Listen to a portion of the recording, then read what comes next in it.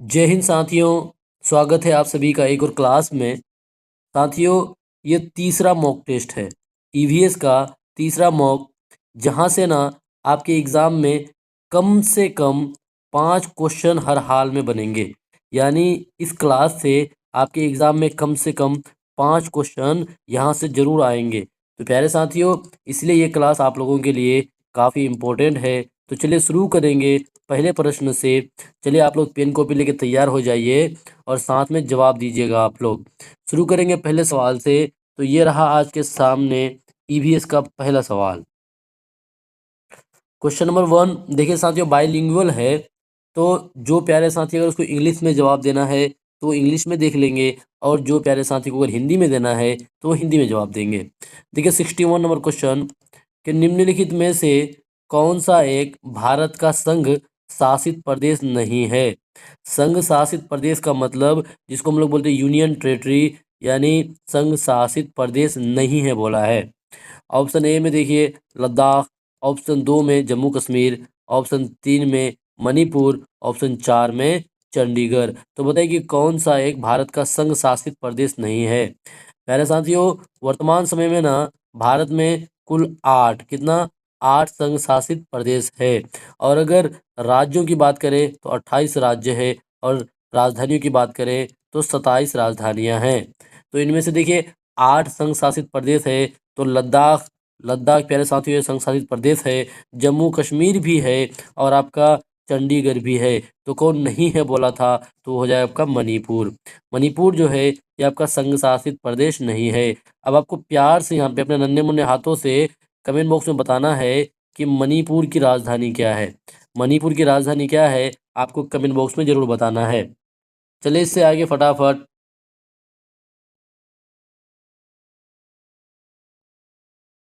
Question number 62 62 number कि निम्नलिखित में से कौन से कच्चे तेल कौन से कच्चे तेल पेट्रोलियम के उत्पादक हैं। यानी कौन से कच्चे तेल के उत्पादक हैं।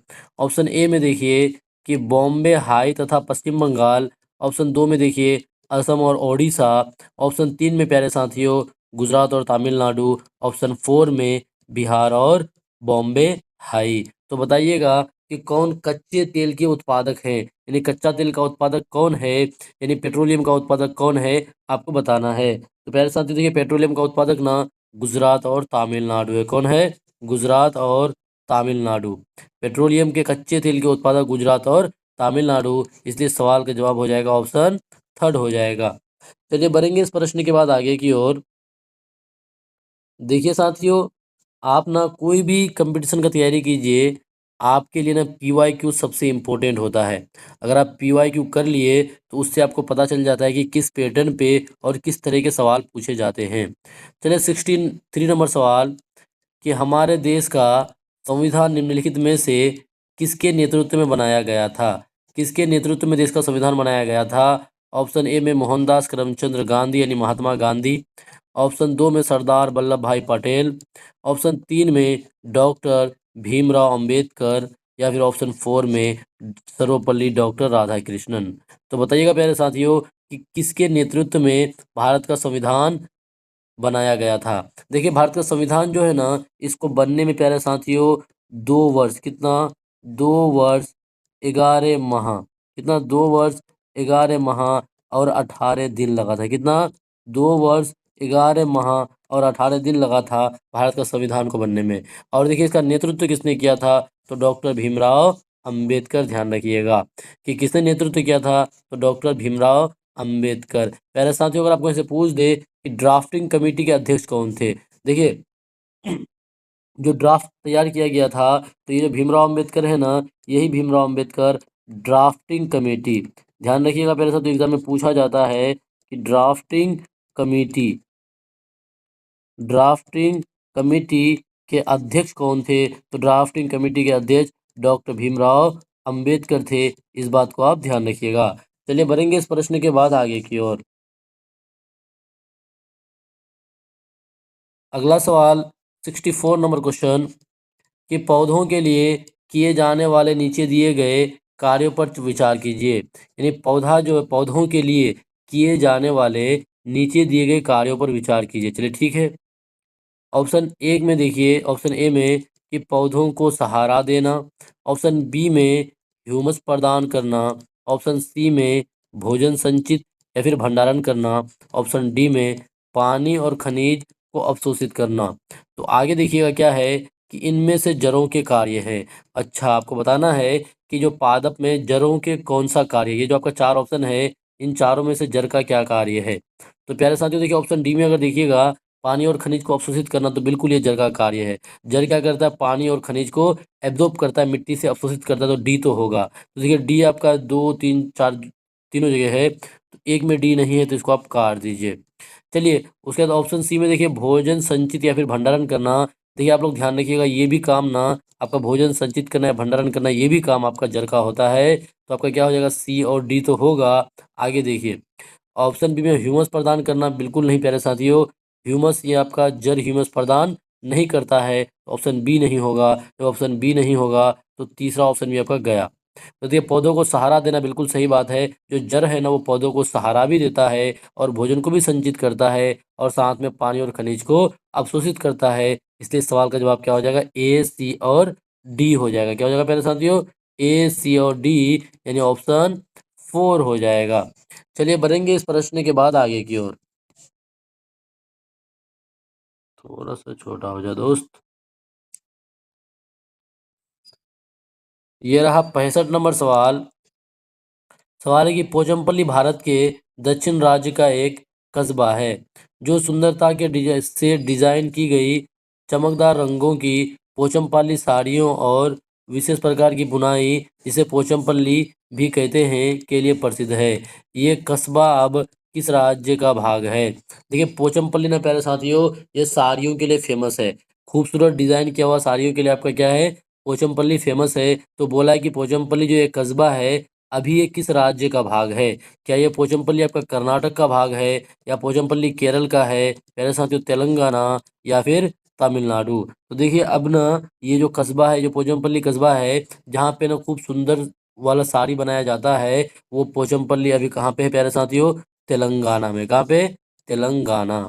चलिए बढ़ेंगे इस प्रश्न के बाद आगे।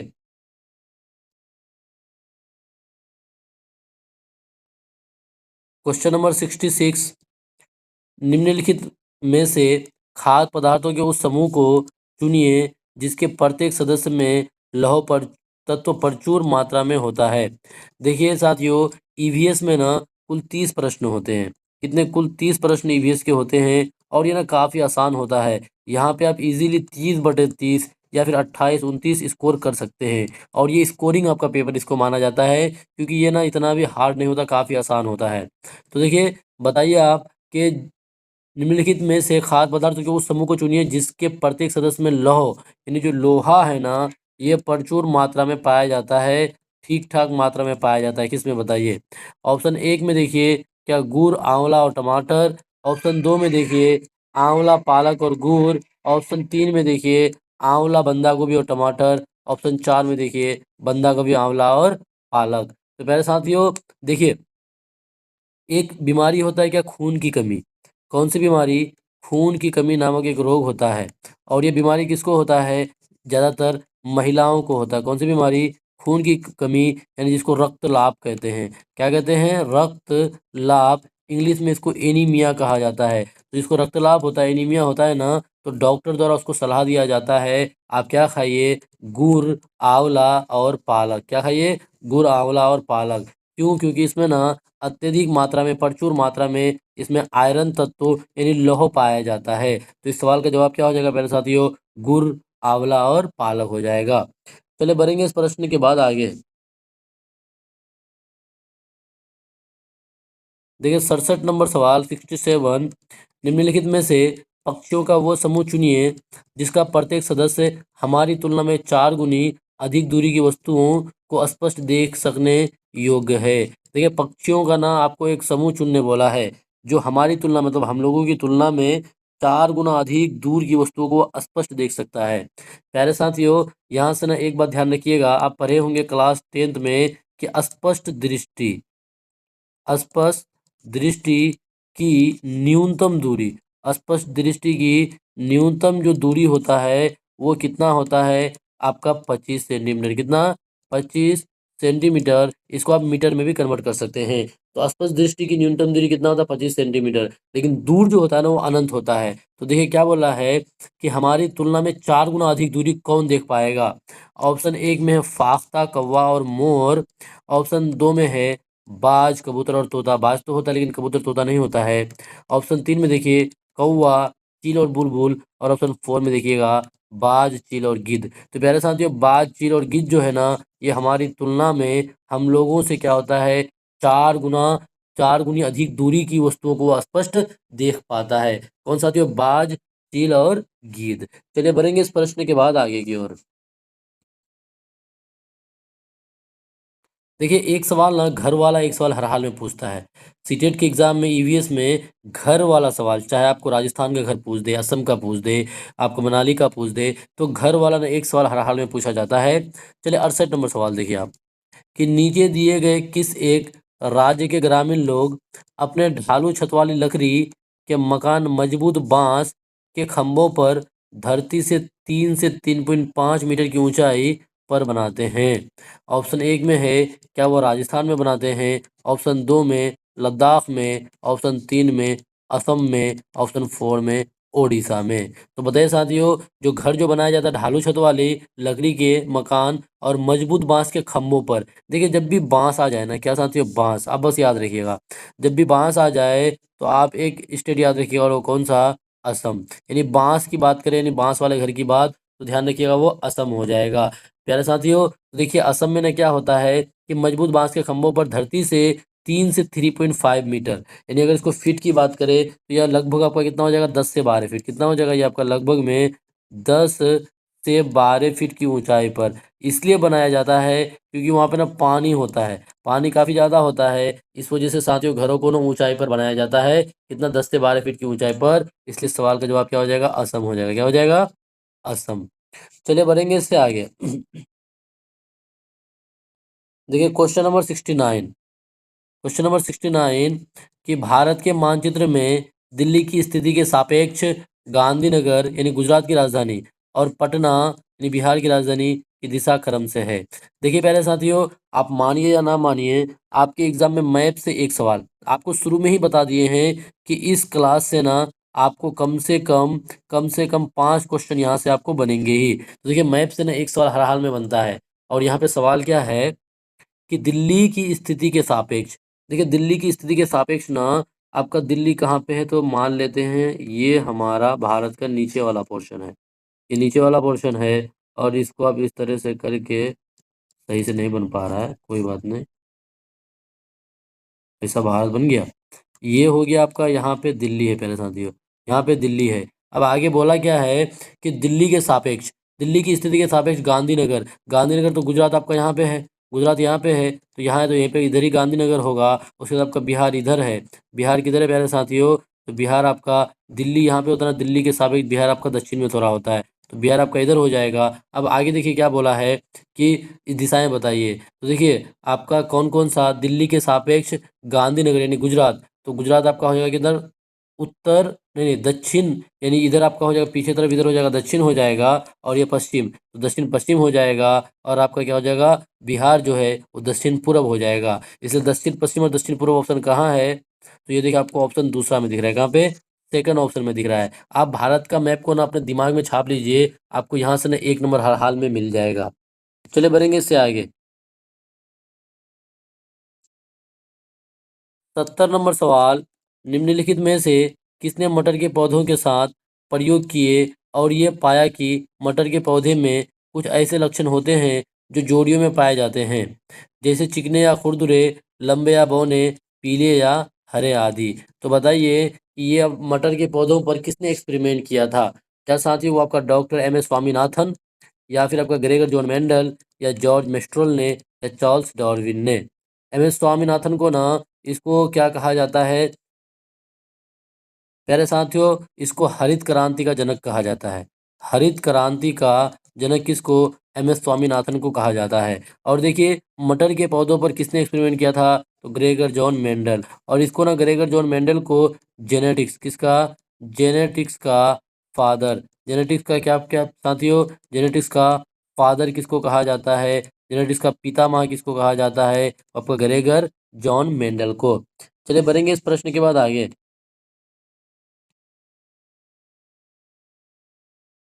71 नंबर सवाल, क्वेश्चन नंबर 71।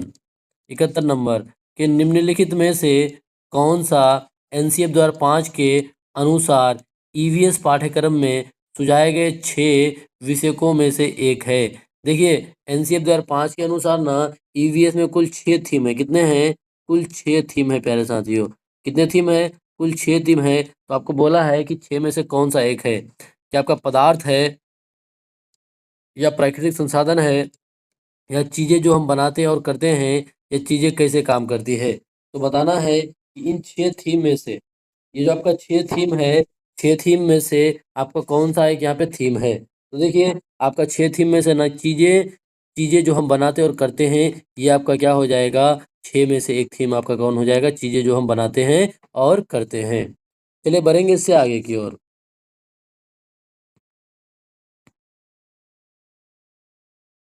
ये रहा 72 नंबर सवाल, 72 नंबर सवाल कि उपाख्यान अभिलेखों में क्या नहीं दर्ज करना चाहिए।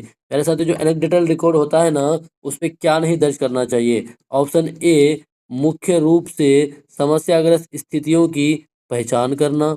ऑप्शन बी, निर्णय वाले कथनों को लिखना। ऑप्शन सी, मजबूतियों और कमजोरियों की पहचान करना। ऑप्शन डी, बच्चों की रुचियों और संबंधों आदि की पहचान करना। तो बोला है कि जो उपाख्यान अभिलेख यानी एनेक्डोटल रिकॉर्ड है, उसमें क्या नहीं दर्ज करना चाहिए। तो प्यारे साथियों, देखिए ऑप्शन डी में जो है, ऑप्शन डी में कि बच्चों की रुचि और संबंधों आदि की पहचान करना, बिल्कुल इस बात को ना रिकॉर्ड करना चाहिए कि वो बच्चा किस चीज़ में रुचि ले रहा है। क्योंकि साथियों, आप हमेशा ध्यान रखिएगा, जो आपका क्लास है ना, वो चाइल्ड सेंटर होना चाहिए। ठीक है, तो ये तो आपका होगा, ऑप्शन डी होगा। ऑप्शन सी में देखिए कि मजबूतियों और कमजोरियों की पहचान करना, इसको भी करना चाहिए, ये भी रिकॉर्ड रखना चाहिए। किसी बच्चे का क्या मजबूती है, उसका क्या कमजोरी है, उसका पहचान, जब उसको आप पहचान कर लीजिएगा, तब उसका आप निदान कर पाइएगा। उसके आगे देखिए, निर्णय वाले कथनों को लिखना। तो जो निर्णय वाला कथन है ना, स्टेटमेंट, ये प्यारे साथियों नेगेटिव माना जाता है, इसको दर्ज नहीं करना चाहिए। तो ये आपका ऑप्शन एक क्या हो जाएगा, ऑप्शन एक बी जो है, इसको दर्ज नहीं करना चाहिए। देखिए, सीओडी, ये दोनों तो दर्ज करना चाहिए, और सीओडी ऑप्शन कहाँ है, सी यहाँ पर भी है, तो ये होगा नहीं। सी यहाँ पर भी है, ये होगा नहीं। सी यहाँ पर भी है, ये होगा नहीं। बचा कौन, ए और बी। इसका मतलब इस सवाल का जवाब क्या हो जाएगा प्यारे साथियों, ए और बी हो जाएगा। यानी इन दोनों बातों को क्या करना चाहिए, रिकॉर्ड नहीं करना चाहिए। चलिए बढ़ेंगे इस प्रश्न के बाद आगे की ओर।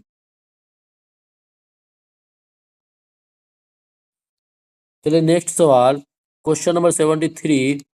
आप एक एकीकृत ईवीएस कक्षा के लिए कैसे योजना बनाएंगे। आप क्या एक एकीकृत ईवीएस, देखिए एकीकृत ईवीएस के बारे में ना एनसीएफ 2005 भी बोलता है। एनसीएफ 2005 भी क्या बोलता है कि जो ईवीएस का कक्षा हो ना, ईवीएस की जो किताबें हो, वो ईवीएस का जो सिलेबस हो, वो कैसा होना चाहिए, एकीकृत होना चाहिए।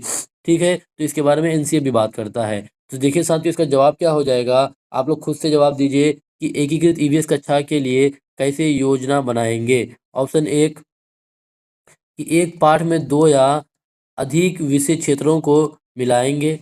ऑप्शन दो, अलग योजनाओं में सभी विषयों को अलग करेंगे। बिल्कुल देखिए, अलग नहीं करेंगे, क्योंकि एनसीएफ भी क्या बोलता है प्यारे साथियों कि ईवीएस को क्या करना चाहिए, एकीकृत करना चाहिए। तो अलग नहीं करेंगे, तो ऑप्शन दो तो आपका कल कट गया पहले ही। तीसरा में देखिए कि विज्ञान और सामाजिक विज्ञान के लिए अलग अध्यापकों को प्रबंध करेंगे, बिल्कुल नहीं। देखिए, एनसीएफ 2005 क्या कहता है कि ईवीएस का जो कक्षा है ना, उसमें सामाजिक विज्ञान, उसमें विज्ञान और ईवीएस को ना एकीकृत करके पढ़ाया जाना चाहिए, उसको अलग नहीं करना चाहिए। उसके बाद चौथा ऑप्शन में देखिए प्यारे साथियों कि पर्यावरण विज्ञान के लिए अलग अध्यापक का प्रबंध करें, बिल्कुल नहीं। पर्यावरण अध्ययन को भी ना उसी में ऐड कर देंगे, तो ये बात भी आपका नहीं होगा। यानी एकीकृत ईवीएस कक्षा के लिए कैसा योजना बनाएंगे कि जो एकीकृत ईवीएस कक्षा होगा, उसमें हम लोग जो एक पाठ में दो या अधिक विषय क्षेत्रों को क्या करेंगे, हम लोग मिला देंगे। जैसे उसमें हम लोग क्या करेंगे, वो आपका ईवीएस का है, उसमें हम लोग सामाजिक विज्ञान को भी मिला देंगे, उसमें विज्ञान को भी मिला देंगे। तो ये आपका क्या हो जाएगा, एकीकृत ईवीएस का एक योजना तैयार हो जाएगा। चलिए बढ़ेंगे इस प्रश्न के बाद आगे की ओर। क्वेश्चन नंबर 74 प्यारे साथियों, पुनीत ने अपनी कक्षा 5 के विद्यार्थियों को मानव शरीर की एक रूपरेखा दी और उन्हें भोजन विषय पढ़ाने से पहले पाचन तंत्र को बनाने को कहा। पुनीत क्या चाहता था? देखिए, पुनीत एक टीचर है, पुनीत नाम का एक टीचर है, वो ईवीएस का टीचर है कक्षा 5 का, और अपने विद्यार्थियों को क्या कर रहा है, मानव शरीर की एक रूपरेखा दी और उन्हें भोजन विषय पढ़ाने से पहले पाचन तंत्र को बनाने को कहा। अब पाचन तंत्र को बनाने को कहा तो वो क्या चाहता था आखिर? आखिर वो मास्टर जो है वो क्या चाहता है? ऑप्शन एक में देखिए कि परीक्षण करना कि विद्यार्थी यानी शिक्षार्थी नामांकित आरेख बना सकता है। क्या इस बात को उसको परीक्षण करना था, इस बात का पता लगाना था? या फिर ऑप्शन दो में देखिए कि पाचन से संबंधित विद्यार्थियों के विचारों को प्राप्त करना, जो पाचन से संबंधित जो भी विचार है उस विचार को वो प्राप्त करना चाहता था। या फिर ऑप्शन थर्ड में देखिए कि अच्छे ड्राइंग कौशलों वाले विद्यार्थियों की पहचान करना, यानी उसको पता करना था कि क्लास में कौन अच्छा ड्राइंग कर रहा है, कौन अच्छे से उसको ड्राइंग कर पा रहा है, उसको पहचान करना। या ऑप्शन फोर में प्यारे साथियों कि पाचन की प्रक्रिया पर विद्यार्थियों का मूल्यांकन करना, जो पाचन की प्रक्रिया है उस पर विद्यार्थियों का मूल्यांकन करना। क्या पुनीत इस बात को चाहता था? तो बताइए पुनीत क्या चाहता था? अगर आप पुनीत की जगह में आप रहते प्यारे साथियों तो आप क्या चाहते बताइए? आप वहां पे क्या चाहते, आप बताइए, आप क्या चाहते? बस आप अपने आप को वहां पे रख के देखिए, आप जो चाहिएगा वही आंसर हो जाएगा। तो देखिए साथियों, वो पुनीत क्या चाहता था, परीक्षा करने के शिक्षार्थी नामांकित आरेख बना सके? बिल्कुल नहीं, आरेख वाली यहाँ पे कोई बात है नहीं, तो ये आपका कट गया। पाचन से संबंधित शिक्षार्थियों के विचार को प्राप्त करना, बिल्कुल, यानी पाचन से संबंधित क्या क्या बच्चों के मन में जो विचार आएगा, दिस दैट फलना ढिमका, जिस तरह का भी विचार आएगा ना, उसी विचार को प्राप्त करने का उसका कि वो मेन उद्देश्य था और पुनीत यही चाहता था। तो इस सवाल का जवाब क्या हो जाएगा? ऑप्शन सेकंड हो जाएगा। चलिए बढ़ेंगे आगे। 75 नंबर सवाल, क्वेश्चन नंबर 75। 75 नंबर के निम्नलिखित में से क्या रचनात्मक आकलन के संबंध में सही नहीं है? रचनात्मक आकलन आपको करना है। कैसा आकलन? आपको ना प्यारे साथियों रचनात्मक आकलन करना है, यानी फॉर्मेटिव आपको असेसमेंट करना है। तो रचनात्मक आकलन के लिए क्या सही नहीं है? ऑप्शन एक में देखिए, रिपोर्ट कार्ड के प्रत्येक तिमाही में इसकी सूचना दी जानी चाहिए। रिपोर्ट कार्ड के प्रत्येक तिमाही, हर 3 महीना पर इसकी सूचना देनी चाहिए। ऑप्शन दो में देखिए, अधिगम को सुदृढ़ करने के लिए ये अध्यापक को समय पर कार्यवाही करने में मदद करता है। अधिगम को सुदृढ़ करने के लिए यह अध्यापक को समय पर कार्यवाही करने में मदद करता है। ऑप्शन तीन में देखिए प्यारे साथियों कि इसको छात्रों की प्रगति की निगरानी करनी है। इसको छात्रों की निम्न क्या रचनात्मक आकलन के संबंध में सही नहीं है? जो फॉर्मेटिव असेसमेंट होता है वो कौन सा सही नहीं है? और ऑप्शन फोर में देखिए प्यारे साथियों कि बच्चे के सीखने की कोई भी जानकारी रचनात्मक आकलन में मदद कर सकती है। तो प्यारे साथियों, आपको बताना है कि रचनात्मक आकलन के संबंध में कौन सही नहीं है। देखिए, रचनात्मक आकलन के बारे में ना ऑप्शन 4 में आप देखिए, चलिए नीचे से हम लोग आते हैं कि बच्चे के सीखने की कोई भी जानकारी रचनात्मक आकलन में मदद करती है। बिल्कुल सही बात है कि बच्चे की सीखने की कोई बच्चा क्या सीखा, क्या नहीं सीखा, उसकी जानकारी मतलब जानकारी रचनात्मक आकलन में मदद करती है। ऑप्शन थर्ड में देखिए कि इसको छात्रों के प्रति प्रगति की निगरानी करनी है, ये भी सही है। अधिगम को सुदृढ़ करने के लिए अध्यापक को समय पर कार्रवाई करने में मदद करती है, ये भी सही है। लेकिन प्यारे साथियों, रचनात्मक आकलन के संबंध में सही नहीं है, तो कौन सा? तो ऑप्शन फर्स्ट जो देखिए ये सही नहीं है कि रिपोर्ट कार्ड के प्रत्येक तिमाही में इसकी सूचना दी जानी चाहिए। तो ये आपका रचनात्मक नहीं होगा, बल्कि प्यारे साथियों ये आपका योगात्मक हो जाएगा। क्या हो जाएगा? योगात्मक हो जाएगा। इसलिए सवाल का जवाब क्या हो जाएगा? ऑप्शन फर्स्ट हो जाएगा। चलिए बढ़ेंगे इस सवाल के बाद आगे की ओर। देखिए 76 नंबर सवाल, अस्मिता अपने विद्यार्थियों को कार्य से संबंधित लैंगिक विषमता और रूढ़िवादी छवियों के प्रति संवेदनशील करना चाहती है। तो अस्मिता को निम्नलिखित में से अपनी कक्षा में क्या करना चाहिए? देखिए, समाज में जो रूढ़िवादी भावनाएं है, लैंगिक असमानताएं जो बना हुआ है, उसको क्या करना है? उसके प्रति यानी छवियों के प्रति संवेदनशील करना है, बच्चों को जागरूक करना है। तो वो अस्मिता को निम्नलिखित में से अपनी कक्षा में क्या करना चाहिए, वो क्या करेगी तो बच्चे ज़्यादा अच्छी तरीके से समझेंगे और बच्चे के मन में जो एक गलत भावना है वो दूर हट पाएगा। ऑप्शन 1 में देखिए, क्या अस्मिता को ये काम करना चाहिए कि रूढ़िवादी मॉडलों को छात्रों को प्रस्तुत करें। जो रूढ़िवादी मॉडल है उसको छात्रों को प्रस्तुत करना चाहिए अस्मिता को, या फिर अस्मिता को ऑप्शन 2 वाला ऑप्शन में देखिए कि विभिन्न प्रकार के कार्यों के प्लेस कार्ड दिखाएँ, क्या ये काम करना चाहिए, या ऑप्शन 3 कि केवल लड़कों से प्रतिदिन कक्षा को साफ करने को कहें। क्योंकि देखिए, एक बात तो ज़हन में है कि साफ-सफाई का काम कौन करे? लड़कियाँ। तो इसलिए क्या केवल लड़कों से प्रतिदिन कक्षा को साफ करने को कहें? क्या इस तरह से बच्चा संवेदनशील होगा? या फिर ऑप्शन 4 में देखिए आप कि एक छात्र की माँ को कक्षा में आमंत्रित करें जो ऑटो चालक है। क्या ये करें? तो प्यारे साथियों, आप अगर चारों ऑप्शनों को देखिएगा ना, तो आप ना थोड़ा-थोड़ा चारों ठीक है, लेकिन सबसे बेस्ट और सबसे अच्छा आपका कौन-सा है प्यारे साथियों? चौथा ऑप्शन। चौथा ऑप्शन जो है सबसे बेस्ट है, इसलिए क्योंकि ये जो आपका है ना, ये रियल लाइफ़ से जुड़ा हुआ है। बच्चा बच्चा को आप रियल लाइफ़ से जब तक नहीं जोड़िएगा ना, वो तब तक उतना अच्छी तरीके से नहीं समझ पाएगा। तो बच्चे को समझाने के लिए ना, उसको क्लास के बाहर ले जाना चाहिए, मतलब रियल लाइफ़ से जोड़ना चाहिए। अब देखिए, एक कोई छात्र है, उसकी माँ अगर ऑटो चला रही है, उसको अगर क्लास में आमंत्रित किया जाए, तो इससे क्या होगा कि बच्चे ना रियल लाइफ से जुड़ेंगे और वो इस बात को अच्छी तरह से समझ भी पाएँगे। इसलिए सवाल का जवाब क्या हो जाएगा साथियों? ऑप्शन 4 हो जाएगा। चलिए बढ़ेंगे इससे आगे की ओर।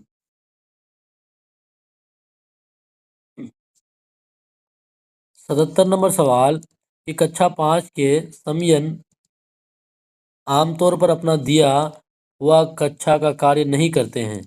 मुद्दे को हल करने का सबसे अच्छा उपाय हो सकता है। कक्षा 5 के समियन समियन ऑफ क्लास 7 एक बच्चा है, आमतौर पर अपना दिया हुआ कक्षा का कार्य नहीं करता, जो होमवर्क होता है ना, वो नहीं करता है। मुद्दे को हल करने का सबसे अच्छा उपाय हो सकता है। क्या उपाय हो सकता है, आप बताइए? नंबर 1, उसकी कठिनाई का पता लगाने और उसके अनुसार कक्षा कार्य को समायोजित करने के लिए उससे बात करें। नंबर 2, किसी दूसरे बच्चे को उसकी कक्षा के कार्य को पूरा करने में मदद करें। या फिर नंबर 3, माता-पिता से बात करें और उन्हें सलाह दें। या ऑप्शन 4, उसे वैकल्पिक और आसान गृह कार्य दें। बताइए, कोई एक बच्चा है, कोई एक 5 क्लास का बच्चा है, वो क्या कर रहा है, आप जो क्लास में उसको काम दे रहे हैं, वो काम को नहीं कर पा रहा है, तो उसके लिए आप कौन-सा तरीका अच्छे से अपनाइएगा? क्या उसको आप वैकल्पिक और आसान वाला काम दीजिएगा, ताकि वो करके आए? या फिर प्यारे साथियों, उसको आप क्या कीजिएगा, उसके माता-पिता से बात कीजिएगा, माता-पिता से बात कर उन्हें सलाह दें, क्या आप ये वाला काम कीजिएगा? या फिर ऑप्शन सेकंड में देखिए, किसी दूसरे बच्चे को बोलिएगा कि तुम उसका ना काम करके दे दो, क्या ये काम कीजिएगा? या फिर ऑप्शन 1 में कि उनकी कठिनाई का पता लगाने और उसके अनुसार कार्य को समायोजित करने के लिए उससे बात करें। यानी ये वाला अगर काम कीजिएगा तो एक अच्छा उपाय माना जा सकता है कि यानी वो क्या करें, उसका क्या कठिनाई है, उसको समझने में क्या दिक्कत है, क्यों नहीं वो करके आ रहा है, उस कठिनाई का पता लगाएँ और उसके अनुसार कक्षा कार्य को समायोजित करने के लिए उससे बात करें कि किस तरह का हम तुमको सवाल दें, किस तरह का काम करने दें, तुम उसको अच्छी तरीके से कर पाओ। तो इसलिए सवाल का जवाब क्या हो जाएगा? ऑप्शन पहला हो जाएगा, यानी फर्स्ट हो जाएगा। चलिए 77 के बाद आगे बढ़ते हैं।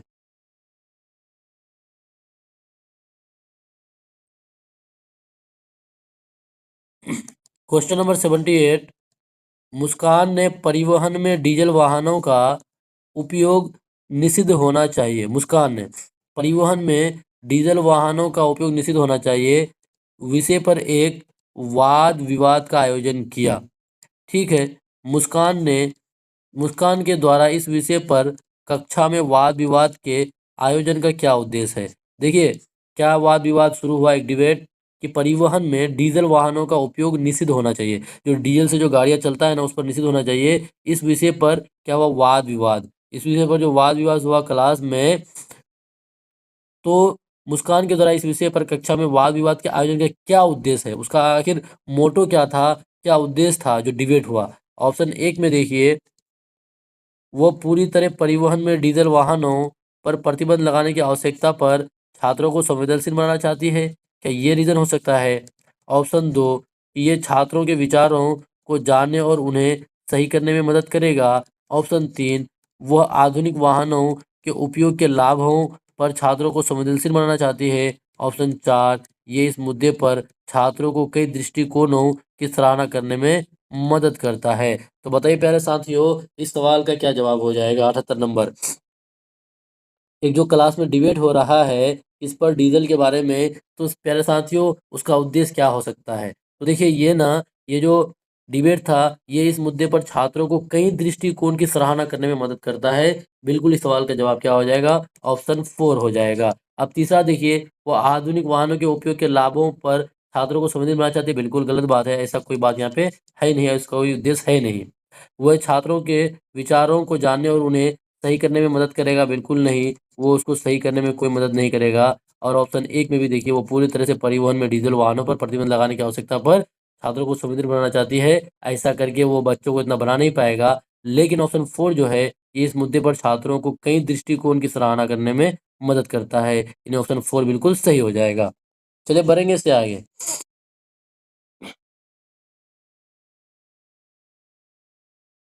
क्वेश्चन नंबर 79 ईवीएस में मानचित्रण कौशल। ईवीएस में जो मानचित्रण कौशल है, mapping skill in EVS help develop. Option 1 मानचित्रण कौशल क्या विकसित करता है? ऑप्शन 1 लैंडस्केप खींचने के कौशल को विकसित करता है।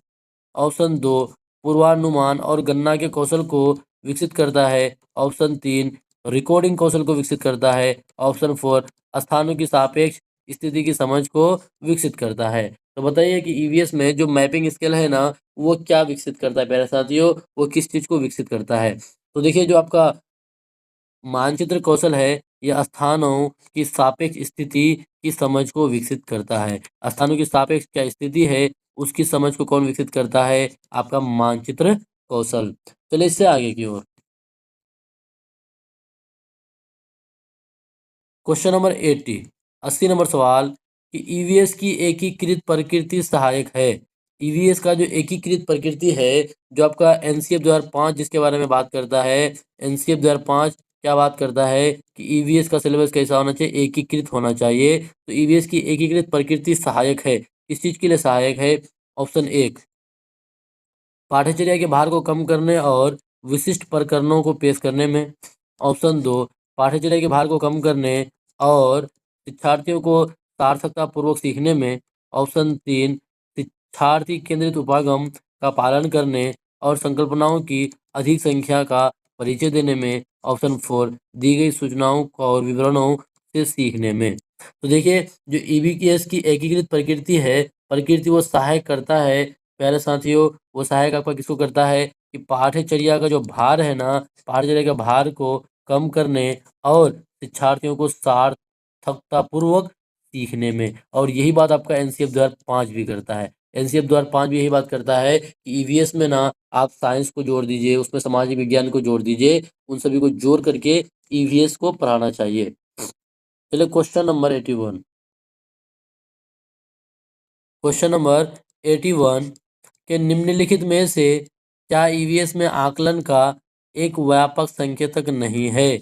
ईवीएस में आपको आकलन करना है तो कौन एक व्यापक संकेतक नहीं है? ऑप्शन 1 में देखिए, क्या सहयोग? ऑप्शन 2 में न्याय के प्रति सरोकार, समानता के प्रति सरोकार, अवधारणा मानचित्रण। तो बताइएगा कि ईवीएस में आकलन का एक व्यापक संकेतक नहीं है। तो प्यारे साथियों देखिए, आपका ईवीएस में आकलन का एक व्यापक संकेतक नहीं है, तो अवधारणा जो मानचित्रण है ना, ये आपका व्यापक संकेतक नहीं माना जाता है। चलिए बढ़ेंगे इससे आगे की ओर। इसको छोटा करना दीजिए।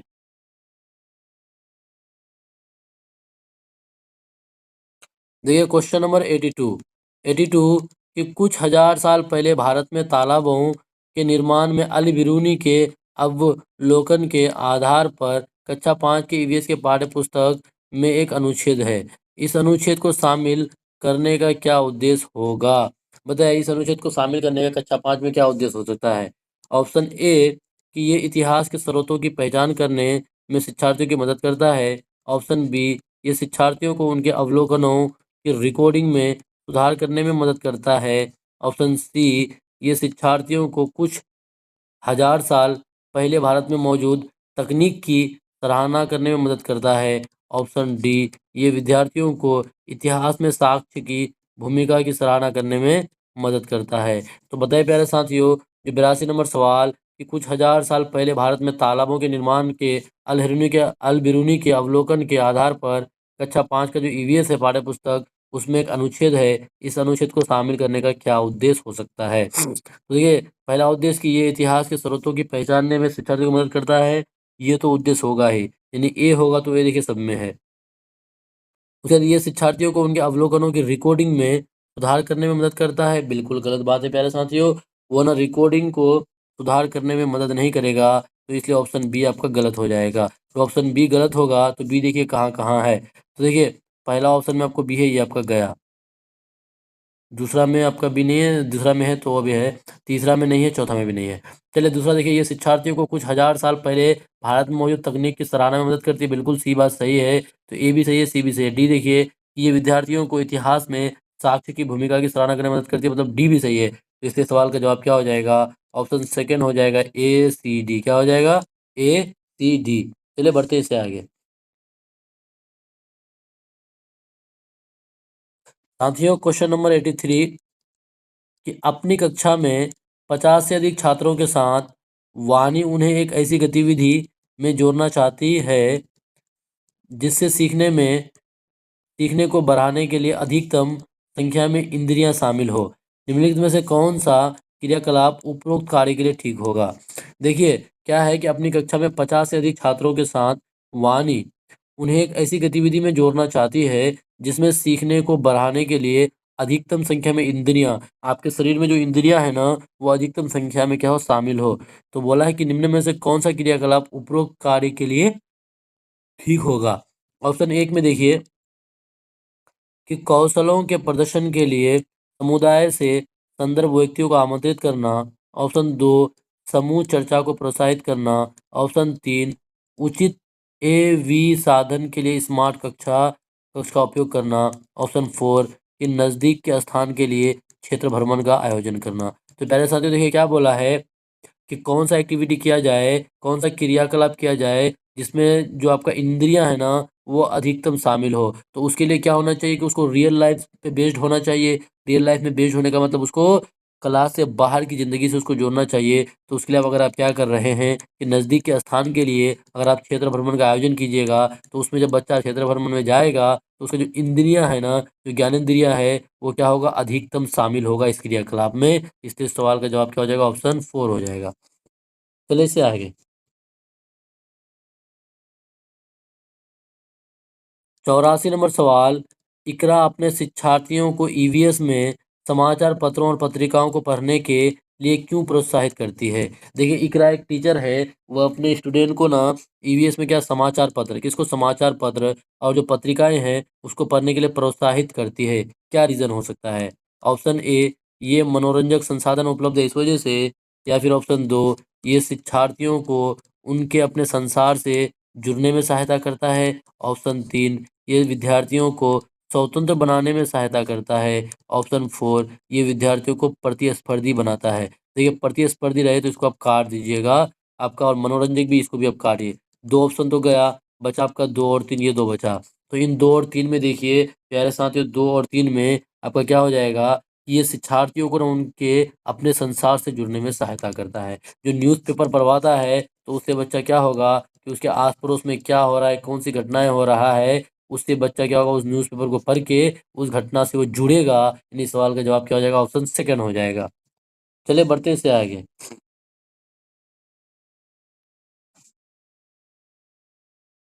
क्वेश्चन नंबर 85 कि पर्यावरण अध्ययन में प्रश्न करने को एक युक्ति के रूप में उपयोग किया जाता है। प्रश्न करना यानी बच्चा जो प्रश्न करता है, प्रश्न करने को एक युक्ति के रूप में, किसके रूप में, एक युक्ति के रूप में उपयोग किया जाता है। ऑप्शन एक, अनुशासन को बनाए रखने के लिए प्रश्न पूछना चाहिए।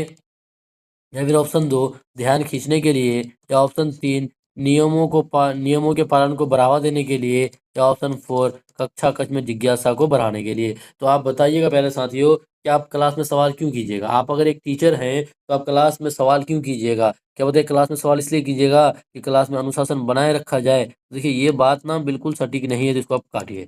तो ध्यान खींचने के लिए कि बच्चा का आपकी तरफ ध्यान नहीं है, आप उसको सवाल कर दिए, फिर वो बच्चा क्या होगा आपकी तरफ ध्यान देगा। क्या इस वजह से आप सवाल कीजिएगा? बिल्कुल नहीं, ये भी आपका ऑप्शन गलत है।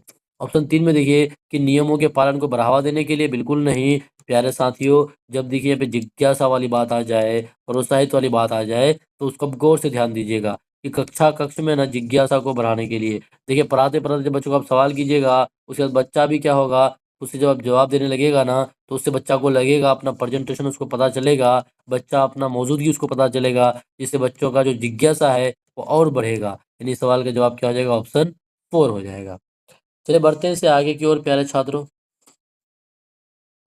क्वेश्चन नंबर 86 कि नीचे दिए गए कौन से एक राज्य में तुरांग का अर्थ जंगल है? तुरांग का अर्थ जंगल है। देखिए तुरांग नाम का ना जो एक संगठन था, इसको किसने, तो सूर्यमणि, कल के क्लास में हम लोग पढ़े थे। सूर्यमणि ये जो थी, ये क्या की थी, तुरांग नामक एक संस्था चलाती थी। और ये तुरांग का अर्थ क्या होता है? जंगल होता है। तो किस राज्य में? तो प्यारे साथी वो झारखंड में। झारखंड में ना तुरांग का अर्थ क्या होता है? जंगल होता है। इस बात को आप ध्यान रखिएगा। चलिए बढ़ते हैं इससे आगे। ओहो! छोटा करने दीजिए। ये रहा 87 नंबर सवाल। क्वेश्चन नंबर 87 कि आपका घर एक्स पर स्थित है, ठीक है? लीजिए प्यारे साथियों, मेरा घर एक्स पर स्थित है। आगे क्या बोला है कि तथा आपका विद्यालय वाई पर स्थित है। यद्यपि आपका विद्यालय ठीक सामने है, परंतु बीच में व्यस्त राजमार्ग होने के कारण आप सीधे नहीं जा सकते हैं। अतः पहले आप ठीक दक्षिण में 125 मीटर दूर, पहले दक्षिण, तो लीजिए ना यहाँ से दक्षिण हम लोग चले गए 125 मीटर, कितना? 125 मीटर दूर चले गए। दूर जाते हैं, उसके बाद फिर ठीक पूरब में 100 मीटर लंबा सुरंग पथ पार करते हैं। फिर ना पूरब में 100 मीटर लंबा, कितना? 100 मीटर लंबा एक सुरंग का रास्ता उसको पार करते हैं। और अंत में आप ठीक उत्तर में 125 मीटर, यानी ठीक उत्तर कितना? तो वही 125 मीटर। 125 मीटर यहाँ से यहाँ, 125 मीटर यहाँ से यहाँ। 125 मीटर ठीक उत्तर में 125 मीटर की दूरी पर वाई पर अपने विद्यालय पहुंचते हैं। यानी यहाँ पे वाई है और यहाँ पे उसका विद्यालय 125 मीटर की दूरी पर। तो बोला है कि वाई पर विद्यालय के सापेक्ष एक्स पर आपका घर कहाँ स्थित है? यानी विद्यालय के सापेक्ष बोला है। तो विद्यालय के सापेक्ष ये आपका देखिए, ये आपका विद्यालय के सापेक्ष ये आप इधर वाई जो है ये पूरब हो जाएगा और एक्स आपका पश्चिम हो जाएगा। तो कितना मीटर? तो प्यारे साथियों ये 100 मीटर, कितना? 100 मीटर वाई के सापेक्ष, यानी किसके, विद्यालय के सापेक्ष बोला है ना, तो विद्यालय के सापेक्ष 100 मीटर ठीक पश्चिम हो जाएगा। तो 100 मीटर ठीक पश्चिम देखिए आपका ऑप्शन थर्ड में दिख रहा है। कहाँ पे? ऑप्शन थर्ड में दिख रहा है। चलिए इससे आगे।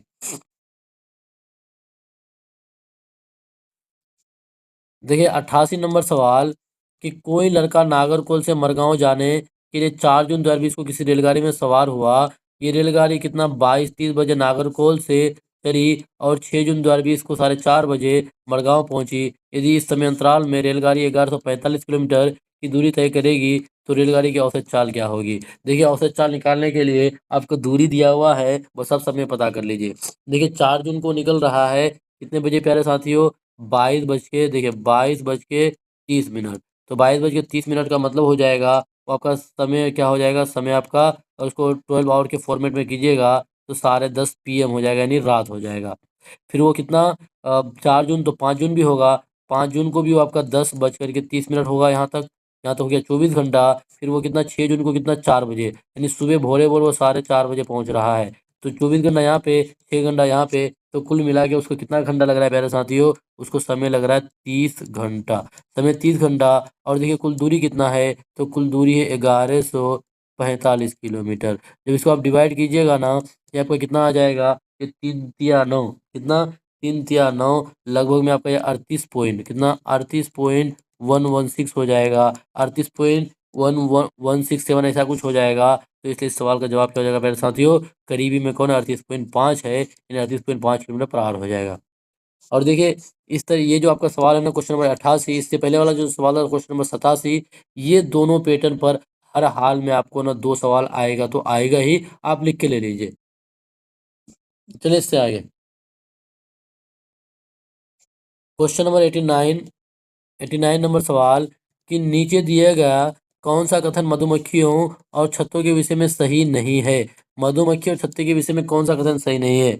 ऑप्शन एक कि प्रत्येक छत्ते में एक रानी मक्खी होती है जो अंडे देती है, सही बात है। ऑप्शन दो में देखिए, ऑप्शन दो में देखिए प्यारे साथियों कि नर मक्खियां छत्तों के लिए अत्यंत महत्वपूर्ण है, बिल्कुल गलत बात है। ऑप्शन तीन में देखिए छत्ते में बहुत सारी काम करने वाली मक्खियां होती, बिल्कुल सही, जिसको वर्कर वर्कर मधुमक्खी कहा जाता है। ऑप्शन फोर छत्ते में केवल कुछ नर मक्खियां होती है, ये भी बात बिल्कुल सही है। लेकिन यहाँ जो आपका ऑप्शन दो में देखिए कि नर मक्खियां छत्तों के लिए अत्यंत महत्वपूर्ण है, बिल्कुल गलत बात है। ये अत्यंत महत्वपूर्ण है नहीं है, ये ना भी रहे तो कोई दिक्कत नहीं होगा। चलिए बढ़ेंगे इससे आगे की ओर। आ गया। देखिए 90 नंबर सवाल और आज के सेशन का अंतिम सवाल, क्वेश्चन नंबर 90। आज हम मिर्ची के बिना भोजन की कल्पना भी नहीं कर सकते हैं। इसे व्यापारी हमारे देश में लाए थे, यानी कहाँ के व्यापारी इसे हमारे देश में लाए थे। प्यारे साथियों, क्या अफगानिस्तान के व्यापारी, इंग्लैंड के, दक्षिण अमेरिका के या दक्षिण अफ्रीका के। तो देखिए मिर्च जो है ना, मिर्च को जो हमारा देश में लाया गया था वो साथियों दक्षिण अमेरिका, कहाँ से, दक्षिण अमेरिका, अमेरिका दक्षिण अमेरिका से हमारा देश में लाया गया था। तो साथियों सवाल का जवाब हो जाएगा ऑप्शन थर्ड हो जाएगा। तो देखिए ये थे कुल आपके 30 प्रश्न, ईवीएस के कुल 30 प्रश्न थे। तो आप बताइए 30 में से आप कितना सही कर पाए, कमेंट बॉक्स में जरूर बताएं। चलिए मिलेंगे इसी तरह से फिर अगले क्लास में, जब तक के लिए जय हिंद, जय भारत।